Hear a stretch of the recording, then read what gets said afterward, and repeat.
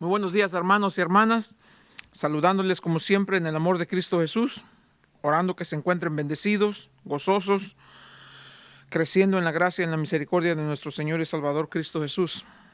Continuamos en nuestro estudio a través del libro de Hebreos. Esta mañana vamos a estar en el capítulo 5. Solamente vamos a tocar 4 versos del 1 al 4. El tema que nos incumbe esta mañana es las cualidades del sacerdocio en el Antiguo Testamento. El sacerdocio en el Antiguo Testamento. Vamos a mirar algunas cosas aquí, importante, porque después en los versos 5 en adelante, el escritor de Hebreos va a hacer un contraste entre el sacerdocio del Antiguo Testamento y el sacerdocio de Cristo Jesús como nuestro gran sumo sacerdote. Para entender esto, entonces, más claramente necesitamos tener un buen manejo de lo que era el sacerdocio en el Antiguo Testamento. Vamos a recurrir al Antiguo Testamento, particularmente en el libro de Levíticos, capítulo 16, donde tenemos una descripción bastante clara de lo que hacía, las responsabilidades del sumo sacerdote. En este caso hablamos de Aarón, el primer sumo sacerdote.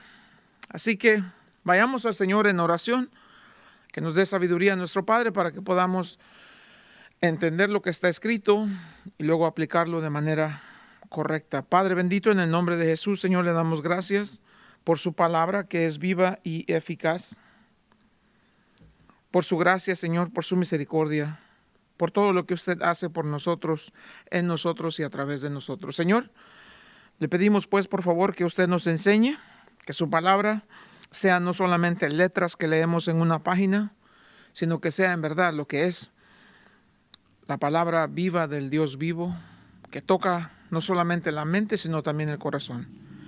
Enséñanos pues, Señor, se lo pedimos en el nombre de Cristo Jesús. Amén. La semana pasada hablamos de Cristo Jesús como nuestro sumo sacerdote y vimos las cosas que Él hace por nosotros. Vimos lo importante de tener un sacerdote que es compasivo, misericordioso, uno que fue tentado en todo, pero sin pecado. Y tenemos estas cosas claras en nuestra mente. Entonces, dice la Biblia, nos acercamos confiadamente. Confiadamente quiere decir, podemos hablar con Él sin temor a las repercusiones, sin temor a las consecuencias. Y claro, al acercarnos a Él, hallamos misericordia y gracia en tiempo de necesidad. Entonces, capítulo 5, verso 1 dice, porque todo sumo sacerdote tomado de entre los hombres es constituido a favor de los hombres en lo que a Dios se refiere, para que presente ofrendas y sacrificios por los pecados, para que se muestre paciente con los ignorantes y extraviados, puesto que Él también está rodeado de debilidad, y por causa de ella debe ofrecer por los pecados tanto por sí mismo como también por el pueblo. Y nadie toma para sí esta honra, sino el que es llamado por Dios, como lo fue Aarón. Vamos a mirar aquí los requisitos para el sumo sacerdote, tal como lo establece Dios. Dios es el que estableció el sumo sacerdocio. Vamos a ver en el Antiguo Testamento, como les decía, en el capítulo 16, en el libro de Levíticos, y vamos a ver cómo era la función, a qué corresponde la función del antiguo sacerdote. En Levíticos 16, el Señor le da instrucciones muy claras a este hombre, Aarón, instrucciones que vienen por medio de Moisés, y le dice, dile a Aarón que esto es lo que vas a hacer, y así lo va a hacer. Este asunto de servir como sumo sacerdote no fue algo que Aarón escogió. El Señor lo llamó. El Señor le dio esta responsabilidad. El Señor le dio este ministerio. El Señor le dio este llamado. Y Él lo va a hacer de manera que el Señor sea glorificado. El sacerdote, la función específica del sacerdote es de presentar al pueblo de Dios ante Dios mismo. La función de un profeta es hablar de Dios hacia el pueblo. El sacerdote presenta al pueblo ante Dios. Entonces, es muy importante que nos recordemos ahora de lo que el Señor nos dice acerca de la función del sumo sacerdote, ¿Por qué es importante? Porque para que podamos entender el sacerdocio de Cristo Jesús como nuestro gran sumo sacerdote, tenemos que entender ahora cuál era la función del sacerdote en el Antiguo Testamento. Muy importante esto. Muy importante que no vayamos a tomar por alto estas cosas. Que el Señor es el único que llama al sacerdocio. No es por medio de personas que se hagan voluntarias, no es por medio de hombres que digan yo quiero ser, no, es por medio del llamado de Dios. En el capítulo 28 del libro de Éxodo, nomás para antes de leer, no tienen que buscar, yo se los leo. Harás llegar delante de ti a Aarón tu hermano y a sus hijos consigo, de entre los hijos de Israel, para que sean mis sacerdotes, a Aarón, a Nadab, a Abiú, Eleazar e Itamar, hijos de Aarón. El Señor establece el sacerdocio. Ahora, la palabra sacerdote, como sumo sacerdote, vamos a leer acá en Levíticos 16, la palabra sumo sacerdote es tan importante el significado. La palabra solamente significa aquel que edifica un puente. El sumo sacerdote en su ministerio va a edificar un puente por medio del cual el hombre pueda presentarse delante de Dios. Ahora, ya ahí tenemos un serio problema, porque estamos hablando de un Dios que es perfecto en santidad. Santo, santo, santo es el Señor Dios Todopoderoso. El hombre no es santo, santo, santo. Entonces, ¿cómo puede el hombre pecaminoso presentarse a sí mismo delante de un Dios que es santo, santo, santo? Hay un serio problema aquí. Por eso Levíticos 16 nos dice, esta es la manera como Dios ha instituido el sacerdocio para que el hombre pueda presentarse delante de Dios, pero lo debe hacer de la manera que está descrita en estos pasajes, de la manera que ha sido ordenada por Dios, de la manera en que Dios ha establecido que esto funcione. Dios ordenó entonces un grupo de hombres, comenzando con Aarón y de su descendencia, a quienes después vamos a conocer como el sacerdocio levítico. Y estos hombres son solamente los que se van a encargar de llevar a cabo esta tarea del sacerdocio. Nadie más. Nadie puede hacerse voluntario para esto. Ha sido establecido por Dios y tiene que respetarse. Capítulo 16 de Levíticos. Voy a leer unos versos, por favor, perdónenme, que tengo que ir así como corridito, para que tengan idea de lo que el sumo sacerdote hacía en este día específico, en donde él se presentaba delante de Dios para presentar sacrificios, ofrendas y sacrificios por el pecado de él personalmente y del pueblo de Israel. Entonces, en este día, este hombre, el sumo sacerdote, se va a presentar con sangre del sacrificio y va a hacerlo de la manera estipulada por Dios. Aquí vamos a mirar bien claro y les voy a leer lo que dice. Habló Jehová a Moisés después de la muerte de los dos hijos de Aarón, cuando se acercaron delante de Jehová y murieron. Y Jehová dijo a Moisés, di a Aarón tu hermano, que no en todo tiempo entre en el santuario detrás del velo, delante del propiciatorio que está sobre el arca, para que no muera, porque yo apareceré en la nube sobre el propiciatorio. Con esto entrará Aarón en el santuario, con un becerro para expiación y un carnero para holocausto. Se vestirá la túnica santa de lino y sobre su cuerpo tendrá calzoncillos de lino y se ceñirá el cinto de lino y con la mitra de lino se cubrirá. Son las santas vestiduras, con ellas se ha de vestir después de lavar su cuerpo con agua. Y de la congregación de los hijos de Israel tomará 2 machos cabríos para expiación y un carnero para holocausto. Y hará traer a Aarón el becerro de la expiación que es suyo y hará la reconciliación por sí y por su casa. Después tomará los 2 machos cabríos y los presentará delante de Jehová a la puerta del tabernáculo de reunión. Y echará suertes Aarón sobre los 2 machos cabríos, una suerte por Jehová y otra suerte por Azazel. Y hará traer Aarón el macho cabrío sobre el cual cayere la suerte por Jehová y lo ofrecerá en expiación. Mas el macho cabrío sobre el cual cayere la suerte por Azazel, lo presentará vivo delante de Jehová para hacer la reconciliación sobre él, para enviarlo a Azazel al desierto. Y hará traer a Aarón el becerro que era para expiación suya, y hará la reconciliación por sí y por su casa, y degollará en expiación el becerro que es suyo. Después tomará un incensario lleno de brasas de fuego del altar delante de Jehová, y sus puños llenos del perfume aromático molido, y los llevará detrás del velo. Y pondrá el perfume sobre el fuego delante de Jehová, y la nube del perfume cubrirá el propiciatorio que está sobre el testimonio, para que no muera. Tomará luego de la sangre del becerro y la rociará con su dedo hacia el propiciatorio al lado oriental. Hacia el propiciatorio esparcirá con su dedo 7 veces de aquella sangre. Después degollará el macho cabrío en expiación por el pecado del pueblo, y llevará la sangre detrás del velo adentro, y hará de la sangre como hizo con la sangre del becerro, y la esparcirá sobre el propiciatorio y delante del propiciatorio. Así purificará el santuario a causa de las impurezas de los hijos de Israel, de sus rebeliones y de todos sus pecados. De la misma manera hará también al tabernáculo de reunión, el cual reside entre ellos en medio de sus impurezas. Ningún hombre estará en el tabernáculo de reunión cuando él entre a hacer la expiación en el santuario, hasta que él salga y haya hecho la expiación por sí, por su casa y por toda la congregación de Israel. Y saldrá al altar que está delante de Jehová y lo expiará, y tomará de la sangre del becerro y de la sangre del macho cabrío, y lo pondrá sobre los cuernos del altar alrededor. Y esparcirá sobre él la sangre con su dedo 7 veces, y lo limpiará y lo santificará de las inmundicias de los hijos de Israel. Cuando hubiera acabado de expiar el santuario y el tabernáculo de reunión y el altar, hará traer el macho cabrío vivo, pondrá a Aarón sus 2 manos sobre la cabeza del macho cabrío vivo, confesará sobre él todas las iniquidades de los hijos de Israel, todas sus rebeliones, todos sus pecados, poniéndolos así sobre la cabeza del macho cabrío, y lo enviará al desierto por mando de un hombre destinado para esto.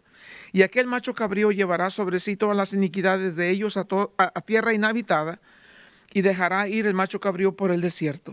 Después vendrá Aarón al tabernáculo de reunión, se quitará las vestiduras de lino que había vestido para entrar en el santuario, y las pondrá ahí. Luego lavará su cuerpo con agua en el lugar del santuario, y después de ponerse sus vestidos saldrá y hará su holocausto y el holocausto del pueblo, y hará la expiación por sí y por el pueblo, y quemará en el altar la grosura del sacrificio por el pecado. El que hubiere llevado el macho cabrío a Azazel lavará sus vestidos, lavará también con agua su cuerpo, y después entrará en el campamento. Y sacarán fuera del campamento el becerro y el macho cabrío inmolados por el pecado, cuya sangre fue llevada al santuario para hacer la expiación, y quemarán en el fuego su piel y su carne y su estiércol. Y el que los quemare lavará sus vestidos, lavará también su cuerpo con agua, y después podrá entrar en el campamento. Y esto tendrás por estatutos perpetuos. En el mes 7, a los 10 días del mes, afligiréis vuestras almas, y ninguna obra haréis, ni el natural ni el extranjero que mora entre vosotros, porque en este día se hará expiación por vosotros, y seréis limpios de todos vuestros pecados delante de Jehová. Día de reposo es para vosotros, y afligiréis vuestras almas, es estatuto perpetuo. Hará la expiación el sacerdote que fuere ungido y consagrado para ser sacerdote en lugar de su padre, y se vestirá las vestiduras de lino, las vestiduras sagradas, y hará la expiación por el santuario santo y el tabernáculo de reunión. También hará expiación por el altar, por los sacerdotes y por todo el pueblo de la congregación. Y esto tendréis como estatuto perpetuo para hacer expiación una vez al año por todos los pecados de Israel. Y Moisés lo hizo como Jehová le mandó. Así a grosso modo, como se dice, ¿qué era el día de expiación? Era un día especial del año cuando el sumo sacerdote tenía que ofrecer la sangre de este sacrificio, de este animal, primero por sus pecados y luego por los pecados del pueblo. Antes de que entrara al lugar santísimo, acuérdense, el santuario era el lugar santo, donde estaba la mesa, estaba la lámpara, estaba el pan, estaban estas cosas, el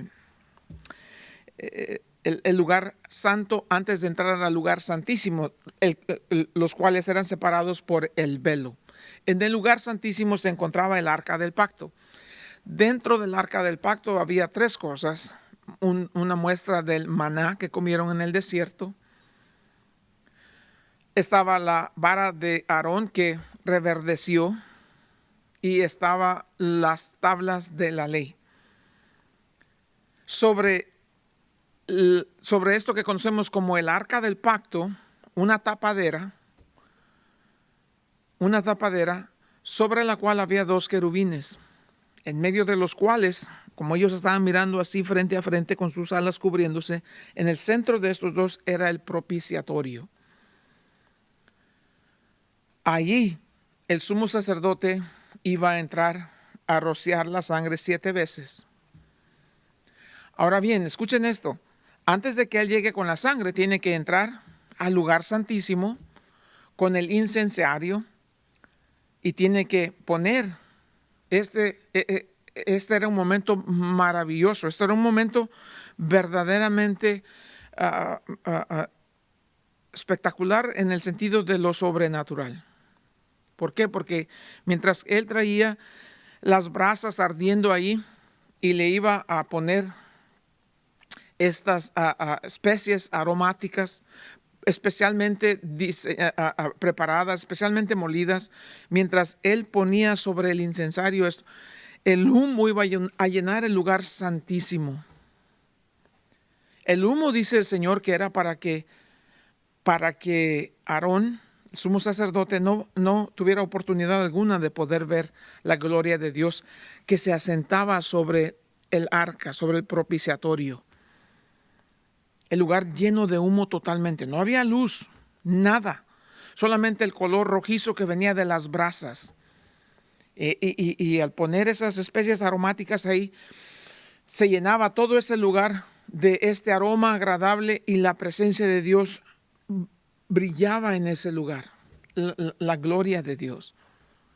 Entonces, una vez que terminaba de hacer esto, caminaba hacia atrás, iba y entonces procedía con la sangre la primera vez por sus propios pecados y luego salía y otra vez la sangre por los pecados del pueblo. Y luego iba a tener que ir a hacer lo mismo con donde estaba el altar. ¿Por qué les digo esto? Porque es muy importante para entender Hebreos capítulo 5. El día era larguísimo para el sumo sacerdote. Nadie podía entrar con él, nadie, absolutamente nadie. Un solo día del año lo podía hacer y nada más.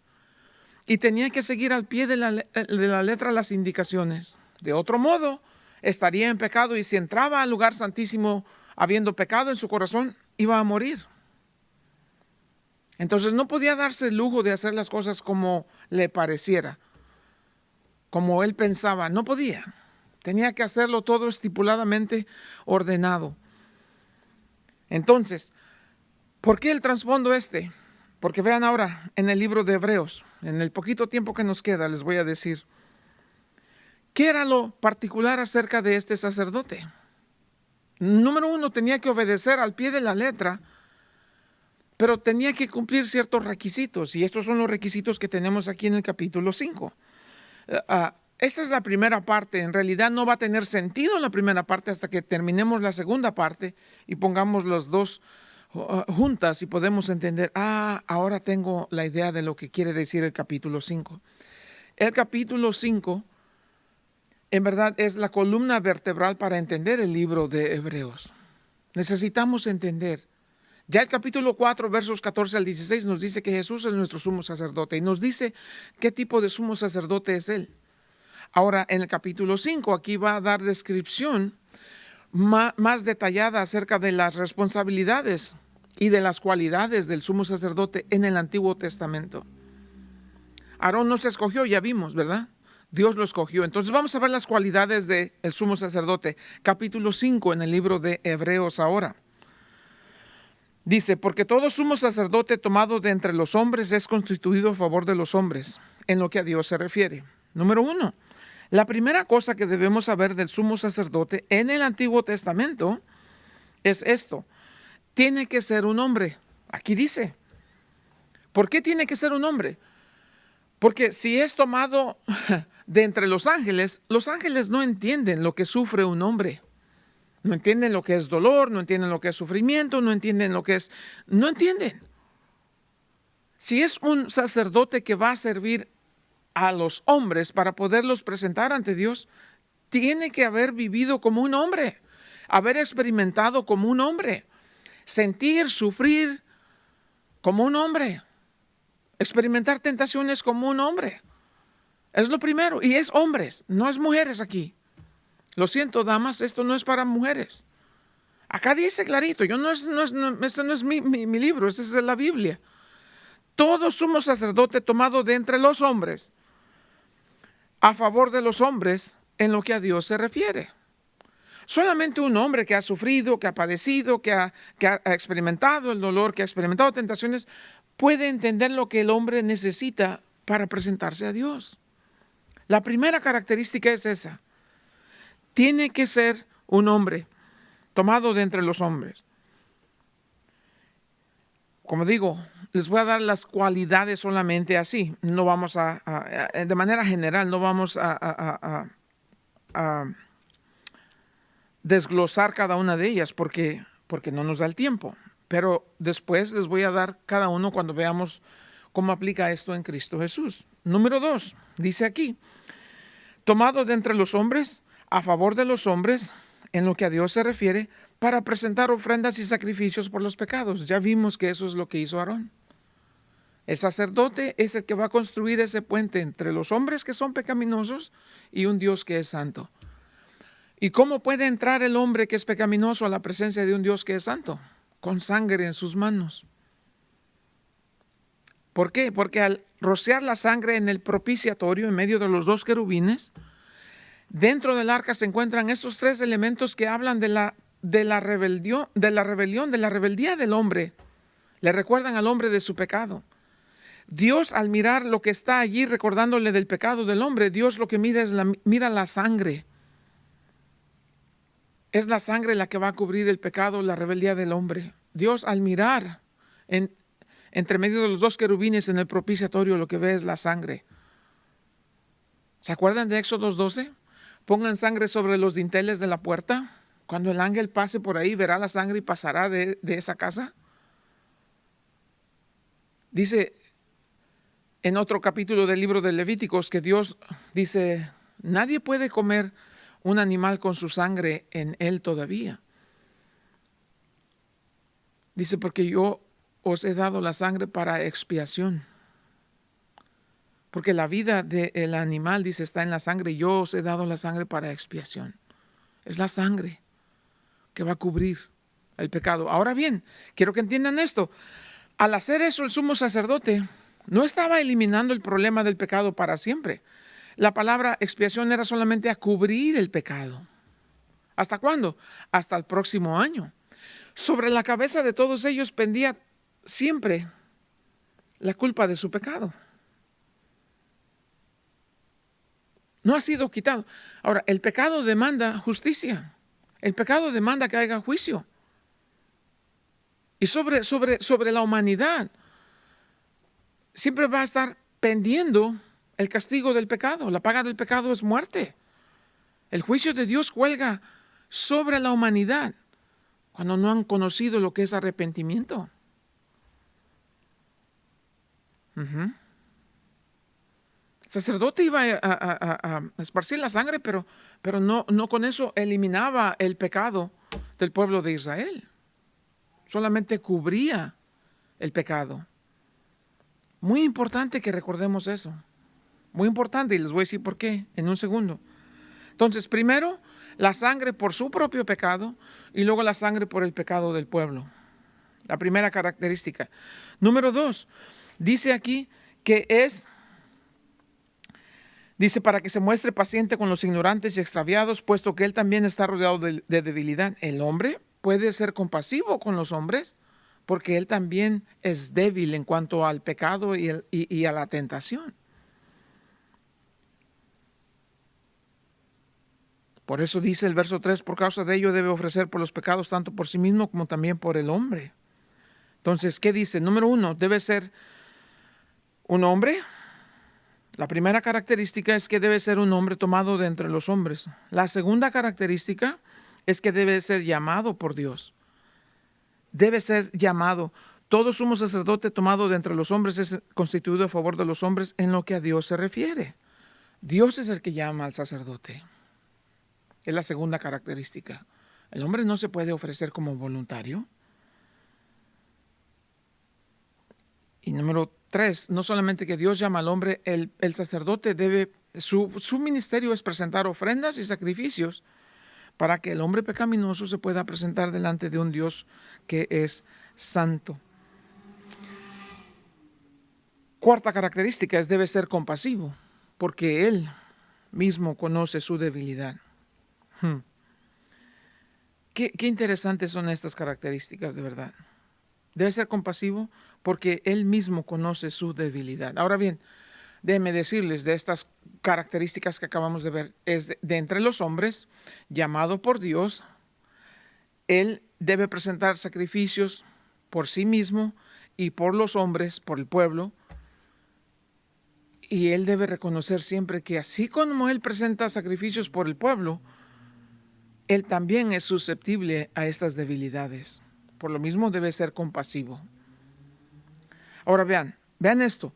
El escritor de Hebreos le está escribiendo a un grupo de personas que conocen estas cosas claramente. Claramente. Usted y yo leemos de los sacrificios y de estas cosas. Jamás hemos visto cómo se hace. Lo dudo que alguien de ustedes haya visto jamás cómo se hacen estos sacrificios. Pero esta gente no. Estos sí habían visto de primera mano cómo se llevaban a cabo estas ceremonias y los sacrificios, y tal vez muchos de ellos hasta compraron su animalito y lo llevaron al sumo sacerdote para que presentara ofrendas y sacrificios. Todo el año lo hacían, pero en específico este día de expiación. Muchos de ellos tal vez estuvieron ahí cuando el sumo sacerdote lo hacía, acuérdense. Hasta el tiempo de Cristo Jesús, esto era práctica común. Estaba el templo. El lugar santísimo estaba separado por el velo del lugar santo. Había un sumo sacerdote. Había la orden de los sacerdotes, siguiendo la orden de los levíticos. Cuando este hombre está escribiendo estas cosas, el que escribió el libro de Hebreos, muchos de esos cuando están leyendo la carta, están pensando, si ya no viven en Jerusalén, que esa es la implicación, están por todas otras partes.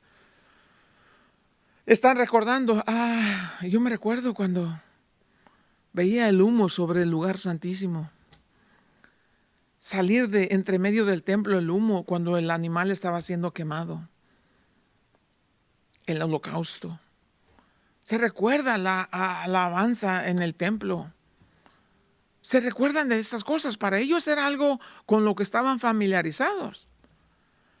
Aquí va a venir el punto importante, porque en el verso 5 en adelante les va a decir, entonces ustedes conocen muy bien ese sistema. Ustedes fueron parte de esas celebraciones.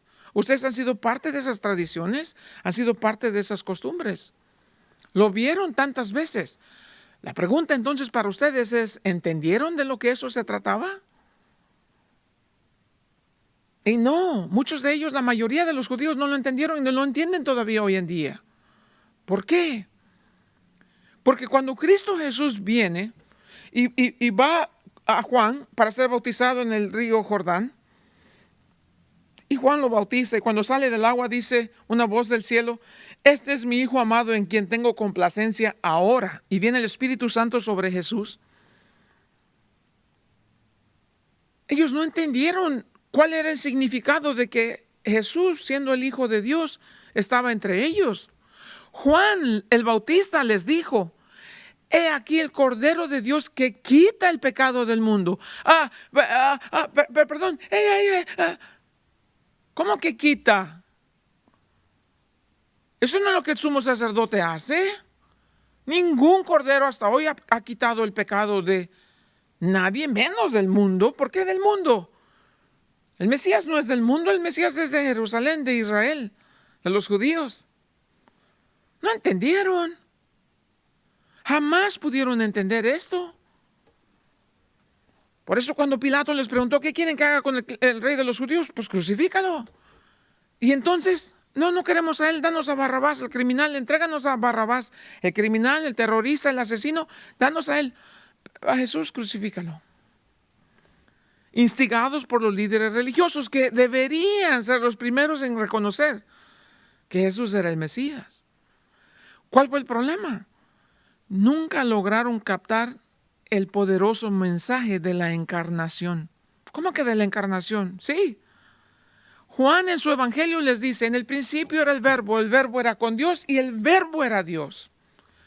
Y luego en el verso 14 dice, del mismo capítulo 1, dice, y el verbo se hizo carne, cambió de condición, ya existía desde siempre. Desde la eternidad existió, pero en un día, en un momento específico, cambió de condición. De ser espíritu se hizo carne y habitó entre nosotros y vimos su gloria. Gloria como del unigénito, el único Hijo del Dios viviente. A ese que es el único Hijo, el unigénito del Padre, a ese estaban diciendo, crucifícalo. Pero, ¿qué quieren que haga con el rey de los judíos? No es nuestro rey. Nosotros tenemos un solo rey y ese rey es César. Así de llenos de pecado estaban en su arrogancia. No entendieron el significado de la encarnación. No entendieron. Porque si habrían entendido, tenían que haber llegado a esta conclusión. A ver. Tiempo fuera. Juan, ¿cómo es eso de que este es el Cordero de Dios que quita el pecado del mundo? Ya sabemos a qué te refieres. El cordero que es sacrificado. Acuérdense lo que dice en Levíticos 16. Traían 2 corderos. En el uno iba a poner las manos a Aarón y iba a orar por él, que era el sacrificio por los pecados del pueblo. El pueblo estaban aquí en este lado viendo. Está aquí la entrada al lugar santo y el lugar santísimo. Acá estaba el pueblo viendo toda esta ceremonia. Aquí estaba el sumo sacerdote él solito. Y cuando traía estos 2 animales, en el uno tocaba amarrar un listón de rojo escarlata, ese iba a ser liberado. En el otro tocaba sacrificarlo. Y esa sangre se iba a llevar y rociar en el propiciatorio para el perdón de los pecados de la gente que estaban ahí. Pero no el perdón y la erradicación del pecado, no. El perdón en el sentido de que cubría el pecado de ellos por un año. Por un año. Cuando Juan dijo, he aquí el Cordero de Dios que quita el pecado del mundo, tendrían que haber ellos pensado inmediatamente. Entonces, este hombre es más que un simple hombre. Porque nadie puede quitar el pecado, solamente Dios. ¿Me entienden? De ahí en adelante Jesús se va a encargar de decirles que Él es el Hijo de Dios, que Él es el Mesías prometido en las Escrituras, que Él vino para que tengan vida y vida en abundancia, que el que cree en Él tiene vida eterna. Pero los líderes religiosos decidieron deshacerse de Jesús diciendo, no. Sí hace milagros, pero hace milagros por el poder de Belzebú, por el poder de Satanás. Y Jesús les dijo, todo pecado cometido en contra del Hijo del Hombre les será perdonado. Pero no les va a ser perdonado la blasfemia en contra del Espíritu. ¿Cuál era la blasfemia en contra del Espíritu? Atribuirle las obras que dice Jesús. No me creen por lo que digo, créanme por lo que hago. No, tus obras son por el poder de Satanás. Y Jesús dice, esa es blasfemia del más alto calibre. Porque lo que hacía era por el poder del Espíritu. Aunque Jesús era 100% hombre, era 100% Dios. Entonces ese pecado, dice, no va a ser perdonado. Blasfemar contra el Espíritu. Si blasfemas contra el Espíritu, ¿ya quién más te puede traer convicción? Ya no hay nadie más. La obra del Espíritu es traerte a convicción para que confieses tu pecado. Pero si blasfemas del Espíritu, ¿quién más te puede convencer? Nadie. Entonces, importante que mantengamos esto bien clarito, hermanos. El sacerdote del Antiguo Testamento, era un hombre llamado de entre los hombres porque conoce las debilidades de los hombres, conoce el dolor de los hombres, conoce el sufrimiento de los hombres, se identifica plenamente con ellos, porque vivió con ellos, porque sufrió con ellos, porque ha llorado con ellos. Él puede de manera compasiva presentar los sacrificios de los hombres delante de Dios y pedir a Dios que cubra el pecado. No le puede pedir a Dios que quite el pecado, porque no está en su capacidad de hacerlo. Pero sí puede, con su obediencia, hacer las cosas como Dios le dijo, rociar la sangre para que eso cubra el pecado. Y Dios, cuando vea la sangre que ha sido rociada hasta el próximo año. Pero el juicio sigue pendiendo sobre ellos. Pero acá viene nuestro Jesús.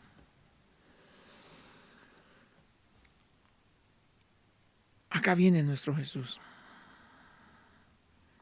Donde Él, les voy a decir brevemente lo que sigue en los versos 5 en adelante. Jesús viene.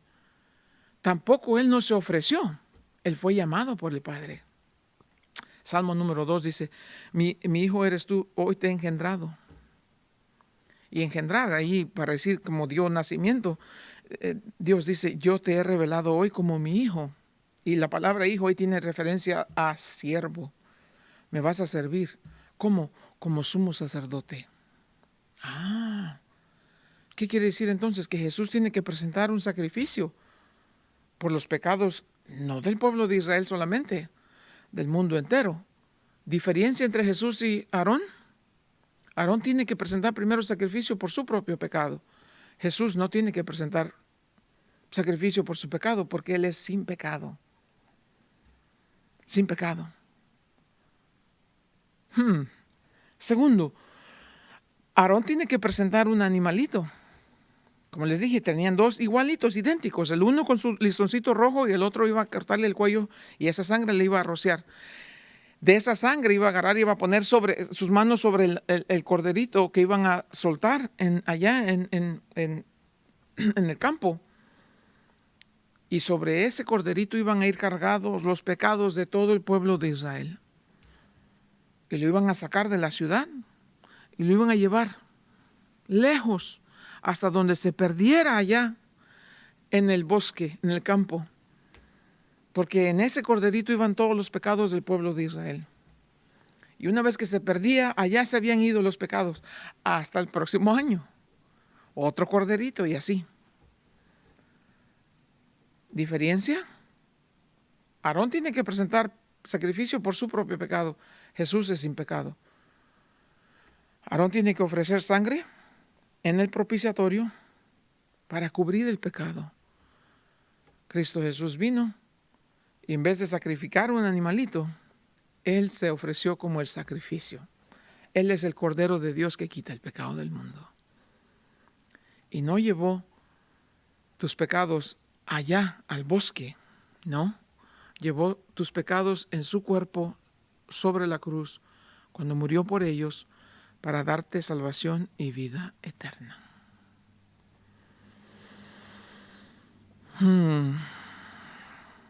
Por eso, Aarón podía servir hasta la edad de 50 años. Todos los sacerdotes, nada más hasta la edad de 50 años. A los 30 empezaban, a los 50 terminaban. Jesús es sacerdote para siempre. Aarón servía en el tabernáculo terrenal. Jesús sirve en el tabernáculo celestial. Aarón pasaba del velo entre el lugar santo y el lugar santísimo, traspasaba el velo y solamente él podía hacerlo, el sumo sacerdote, una vez al año. Jesús traspasó los cielos y se ha sentado a la diestra del Padre. Por eso Jesús, en su sacerdocio, es mucho más grande, es superior al sacerdocio de Aarón. Ahí tenemos que terminar para no dejar a los demás a media. ¿Qué hacemos con esto? Te ruego en el nombre de Cristo Jesús que pases tiempo leyendo estos capítulos, precisamente el capítulo 16 en Levíticos otra vez, y que veas cómo Levíticos apuntaba claramente al sacrificio supremo de Cristo Jesús como el Cordero de Dios que quita el pecado del mundo. Y una vez leas y te des cuenta, dale gracias a Dios por la salvación de tu alma, por el perdón de tus pecados, por haberte redimido a precio de sangre. No la sangre de un corderito, la sangre preciosa de su Hijo amado Cristo Jesús. Amado Dios, en el nombre de Jesús te damos gracias, Señor, por estos capítulos, estas verdades que leemos, Señor. Agradecemos, Dios, que las hayas puesto para nosotros de forma escrita, porque lo tenemos en la mano y podemos visitar y revisitar estos textos que traen tanta paz y gozo a nuestro corazón, de reconocer que hay un Dios en el cielo que por su gracia y su misericordia dio a su Hijo amado para que todo aquel que en él cree no se pierda, mas tenga vida eterna.